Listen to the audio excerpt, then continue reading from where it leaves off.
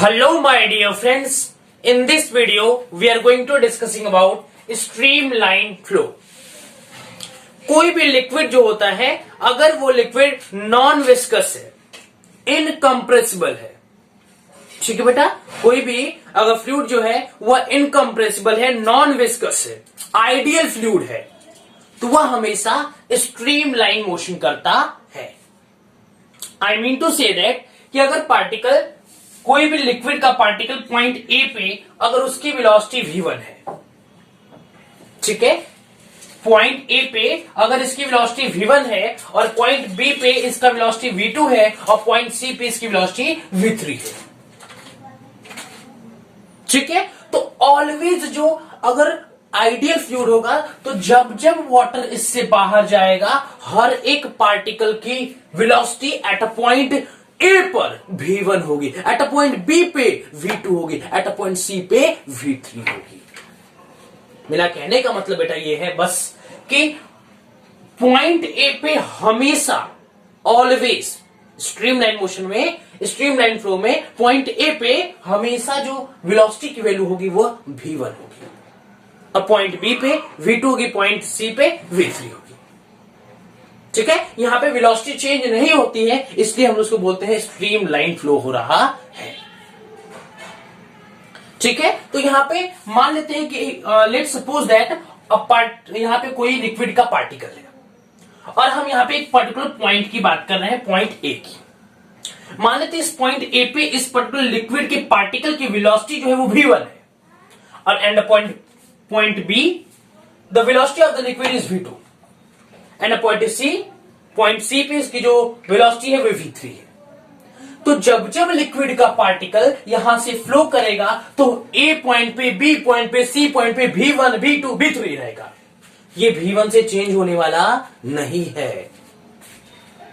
इसलिए हर सिचुएशन में ढक्कन कहां चला गया, चलो, हर सिचुएशन में क्या होता है, यहां पे पॉइंट ए पे इसकी जो वेलोसिटी है वो v1 ही रहेगी। इसी को हम लोग क्या बोलते हैं, आइडियल लिक्विड होना चाहिए, इनकम्प्रेसिबल होना चाहिए, नॉन विस्कस होना चाहिए, और जो यहां पे मोशन होगा उसको बोलते हैं स्ट्रीमलाइन मोशन। क्या बोलते हैं बेटा, स्ट्रीमलाइन मोशन, ठीक है बेटा। तो यहां पे क्या हुआ है कि हर एक पॉइंट पे इसकी वेलोसिटी जो है यहां पे ए पॉइंट पे v1 है, बी पॉइंट पे v2 है, सी पॉइंट पे v3 है। मतलब कहने का है कि इसके बाद जितने भी पार्टिकल पॉइंट ए से पास करेंगे, पॉइंट बी पे पास करेंगे, पॉइंट सी पे पास करेंगे, इसके प्रीसीडिंग पार्टिकल्स वो हमेशा v1, v2 और v3 की ही वेलोसिटी को फॉलो करेंगे। That is the concept of streamline flow, ठीक है बेटा।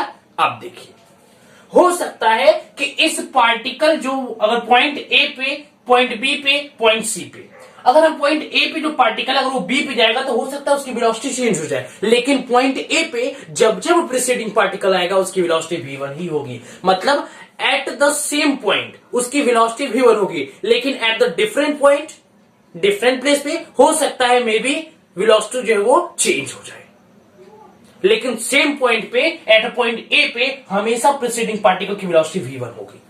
कॉन्सेप्ट क्लियर है बेटा, एकदम क्लियर है। अब देखिए जो, और यहां पे मैंने टेंजेंट ड्रॉ किया है, ये जो पर्टिकुलर वेलोसिटी का v1, ये जो एरो दिखा रहा है, ये पर्टिकुलर वेलोसिटी के पार्टिकल की डायरेक्शंस को शो कर रहा है। किसको शो कर रहा है, डायरेक्शंस को शो कर रहा है, ठीक है। अब देखिए यहां पे कॉन्सेप्ट को समझिएगा कि दो स्ट्रीमलाइन, जैसे कि यहां पे आप क्लास 12 से पढ़ोगे electric field lines, magnetic field line, तो जो दो इलेक्ट्रिक फील्ड लाइंस होते हैं वो आपस में कभी भी इंटरसेक्ट नहीं कर सकते। मैग्नेटिक फील्ड लाइन भी अपने आपस में इंटरसेक्ट नहीं करती, क्योंकि अगर वो इंटरसेक्ट कर जाती हैं तो वहां पे दो डायरेक्शंस बनने लगते हैं, जो कि इम्पॉसिबल होता है। ठीक उसी प्रकार यहां पे यहां पे स्ट्रीमलाइन मोशन में यहां पे भी इंटरसेक्टिंग नहीं हो सकती। अगर इंटरसेक्टिंग हुआ तो यहां पे भी दो डायरेक्शंस को शो करने लगेगा। अगर दो डायरेक्शन शो करेगा तो ये can never be possible, it can never be possible. Clear बेटा, it can never be possible. So clear है यहां पे स्ट्रीमलाइन मोशंस को आप समझिए अच्छे तरीके से यहां पे। और यहां पे बेटा दो पार्टिकल के बीच में, दो लिक्विड के लेयर के बीच में विस्कोसिटी नहीं होनी चाहिए। विस्कोसिटी होती क्या है? विस्कोसिटी जैसे आप सॉलिड में फ्रिक्शन पढ़ते हो, वैसे ही विस्कोसिटी होती है फ्लूइड के अंदर। वहां पे दो लेयर के बीच में एक फोर्स जनरेट होती है, उसको विस्कस फोर्स के नाम से जानते हैं। जब सरफेस टेंशन पढ़ाएंगे हम आपको, तो उसमें इन सब चीजों को डिस्कस करेंगे कि कोई भी बॉल अगर पानी में तैर रही है तो बॉल के सरफेस और वाटर के सरफेस के बीच में एक फोर्स लगती है, विस्कस फोर्स बोलते हैं। स्टोक्स लॉ, आगे टॉर्सलिस थ्योरम, तो इसी के बाद हम बर्नौलीज थ्योरम प्रूव करने के बाद यहाँ पे डिस्कस करेंगे आपसे। लेकिन यहाँ पे समझिए कि स्ट्रीम लाइन फ्लो होने के लिए यहाँ पे विस्कोसिटी नहीं होनी चाहिए लेयर के बीच में, ठीक है? लेयर के बीच में विस्कोसिटी नहीं होनी चाहिए, नॉन विस्कस होना चाहिए, इनकम्प्रेसिबल, आइडियल होना चाहिए, ये सब चीजें कंडीशंस यहाँ पे होंगे। और एक बहुत ही जरूरी बात बेटा कि यहां पे आप लिख सकते हो, यहां पे कुछ पॉइंट्स में 2 ठो लिखवा दे रहा हूं, 1-2 ठो यहां पे लिख लीजिए। At the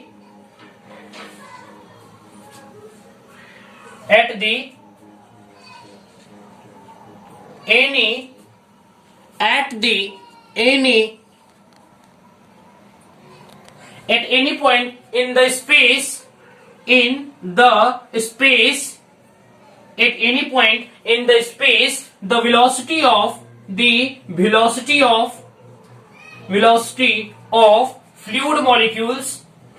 fluid molecules is remain constant with time यहां पे लिख सकते हैं कि किसी भी पॉइंट पे इन स्पेस में जो फ्लूइड मॉलिक्यूल्स का जो वेलोसिटी होगा वो रिमेन कांस्टेंट होगा विथ टाइम। एक और यहां पे पॉइंट लिख सकते हैं कि any particle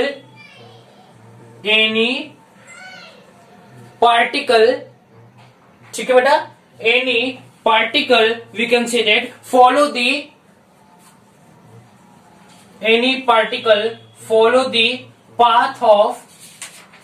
follow the path of preceding particle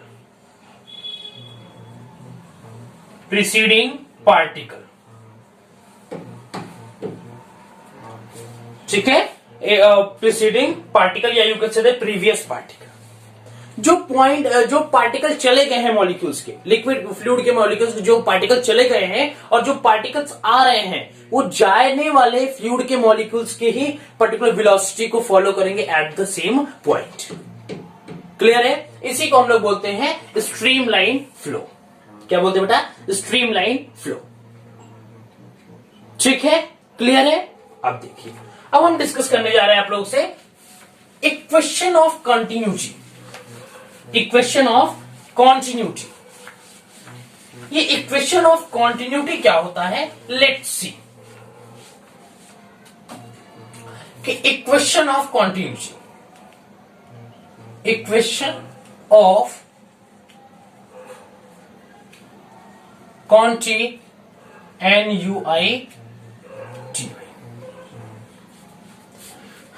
ठीक है बेटा? क्या होता है इक्वेशन ऑफ कॉन्टिन्यूटी? देखिए बेटा, इक्वेशन ऑफ कॉन्टिन्यूटी होता क्या है? मान लेते हैं एक ये पाइप है, just suppose that is the pipe, ठीक है?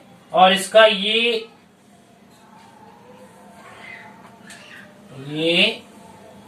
ठीक है, मान लेते ये पाइप है, थोड़ा इसको चौड़ा बना देते हैं जैसे हम लोग।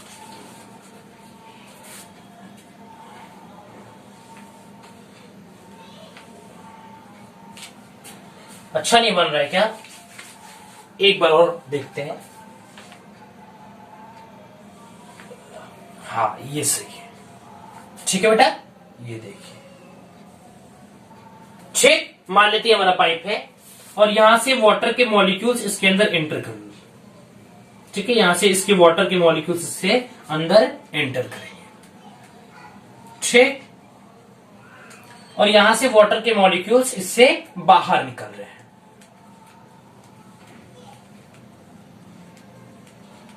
ठीक है। मान लेते हैं ये जो एरिया ऑफ क्रॉस सेक्शन ये A2 है और यहां का area of cross section A1 है, ठीक है बेटा। क्या है बेटा? यहां पे area of cross section A1 है और यहां पे area of cross section A2 है। मान लेते हैं जो वेलोसिटी ऑफ फ्लूइड है, ये जो लिक्विड के मॉलिक्यूल जो इसके अंदर एंटर कर रहे हैं, इसके यहां पे मान लेते हैं इसकी वेलोसिटी V1 है और यहाँ पे जो लीव कर रहे हैं इसकी वेलोसिटी मान लेते हैं v2 है, ठीक है। और यहाँ पे भी तो लिक्विड रहेंगे तब तो बाहर आएगा, ऐसा नहीं कि यहाँ पे खाली हो जाए और यहाँ पे लिक्विड बाहर आ रहा है तो पता चलेगा अरे बाप रे कहां से लिक्विड आने लगा। तो यहाँ पे लिक्विड इंटर कर रहे हैं तो यही लिक्विड यहां से बाहर निकल रहे हैं, ठीक है बेटा। अब देखिए मान लेते बेटा कि इन देखिए distance covered by the fluid, by the liquid लिख लेते हैं, लिक्विड की बात कर रहे हैं यहां पे, by the liquid in delta T second, कि डेल्टा टी सेकेंड में ये जो लिक्विड के मॉलिक्यूल्स है इन्होंने कितना डिस्टेंस कवर किया। तो लिख सकते हैं D equal to V1 delta T, velocity into time, distance यहां पे कवर किया, मान लेते हैं ये डिस्टेंस जो है डेल्टा टी सेकंड में कवर किया तो लिख लेते हैं V1 डेल्टा टी, ठीक है। But in the terms of volume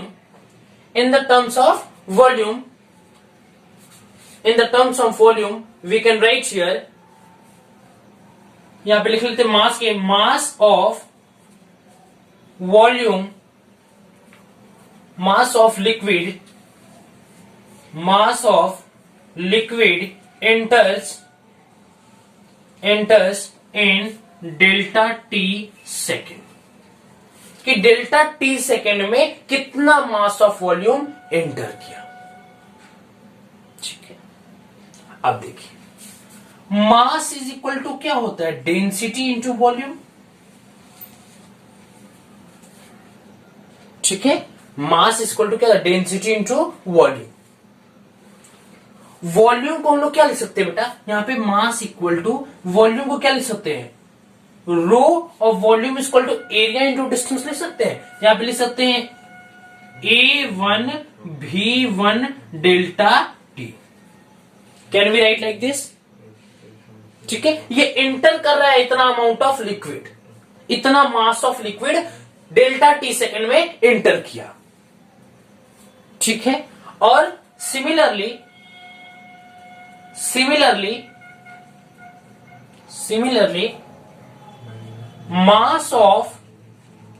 mass of liquid exists in delta t second equal to हो जाएगा रो A2 V2 डेल्टा टी, हो जाएगा बेटा रो A2 V2 डेल्टा टी।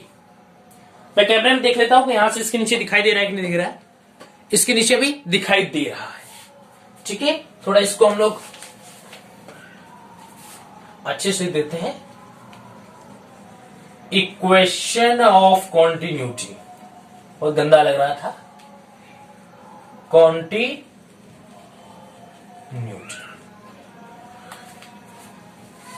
ठीक है बेटा। तो यहां पे हो गया रो A2 V2 डेल्टा टी, कि इतना amount of liquid delta T second में एग्जिस्ट कर रहा है, ठीक है। तो हम जानते हैं कि according to the streamline motion ये दोनों इक्वल होना चाहिए, कि जितना mass of liquid delta T second में एंटर करेगा उतना ही mass of liquid delta T second में बाहर भी निकलेगा। आप उसके सरफेस एरिया को कम करिए या ज्यादा करिए, ये जो इसका एरिया ऑफ क्रॉस सेक्शन आप इसको कम करिए या ज्यादा करिए। देखिए जैसे कि आप गार्डन में, तो देखिए अमीर लोग होते हैं कि गार्डन में ये फुहारा वाला जैसे कि टंकी वाला लिए रहते हैं, फुहारे से पानी डालते हैं। हम लोग क्या करते हैं, घर को तराई देना है, आराम से पाइप लिए रहते हैं, ऊपर तक पहुंच नहीं पाएंगे, क्या करते हैं आगे से पुश कर देते हैं, दबा देते हैं, और एक फोर्स के मतलब एक प्रेशर लेते हुए बहुत लंबे डिस्टेंस तक दबा करता है। मान लीजिए आप छत पे खड़े हैं, गर्मी के दिनों में पानी डाल रहे हैं, ठीक, आपका दोस्त नीचे से जा रहा है और आपको उसे भिगोना है, तो क्या करोगे आप, वो तो दूर निकल चुका, तो हम लोग क्या करेंगे, पाइप के आगे वाली सीढ़ी को ऐसे प्रेस कर देंगे, और प्रेस करते हैं जब उसके एरिया ऑफ क्रॉस सेक्शन को हम कम करते हैं तो उसकी जो वेलोसिटी है वो बढ़ जाती है। क्या करते हैं, एरिया ऑफ क्रॉस सेक्शन को जब हम कम करते हैं तो उसकी वेलोसिटी बढ़ जाती है, ठीक है। कोई भी चौड़ी पाइप, मान लीजिए खूब एरिया ऑफ क्रॉस सेक्शन किसी पाइप का बहुत ज्यादा है और उसमें से पानी उस एरिया ऑफ क्रॉस सेक्शन के अकॉर्डिंग कम आ रहा है, तो उसमें से पानी जो होगा वह कम प्रेशर से कम डिस्टेंस धीरे धीरे निकल के आएगा। लेकिन कोई भी छोटा मतलब एरिया ऑफ क्रॉस सेक्शन कोई पाइप का बहुत ही कम है, उतना सेम अमाउंट ऑफ लिक्विड जो पहले वाले में जा रहा था उससे एंटर कराते हैं, तो वहां पे वेलोसिटी जो होगी वो ज्यादा होगी, क्योंकि according to the streamline flow के अकॉर्डिंग क्या होता है कि मास ऑफ लिक्विड जितना इंटर करता है उतना ही बाहर निकलता है। तो वहां पे तो एरिया ऑफ क्रॉस सेक्शन कम है, तो कितना उतना लिक्विड कैसे निकल पाएगा, इसलिए वहां पे निकलने की वेलोसिटी ज्यादा हो जाती है, लिक्विड की निकलने की वेलोसिटी ज्यादा हो जाती है। इसी वजह से लिक्विड ज्यादा अमाउंट में निकल पाता है, दोनों को रिकवर कर पाता है कि amount of liquid enter equal to amount of liquid exist. ठीक है, तो हम क्या करते हैं, इन दोनों को इक्वल रख देते हैं। तो we can write here according to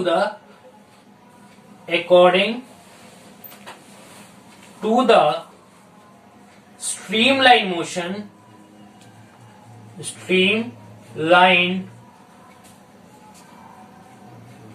motions, according to the streamline motion,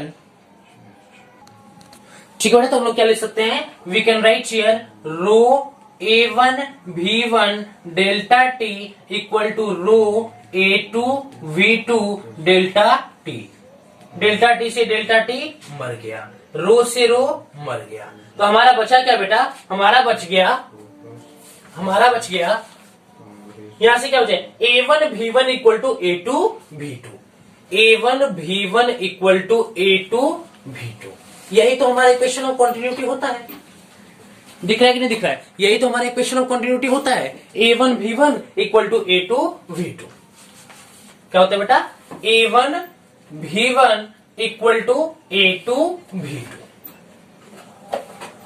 clear है, A1 V1 equal to A2 V2, that is the our equation of continuity. ठीक है, कि जितना अमाउंट ऑफ लिक्विड एंटर करेगा डेल्टा टी सेकंड में enter किया था, उतना ही amount of liquid delta T second में एग्जिस्ट भी किया है।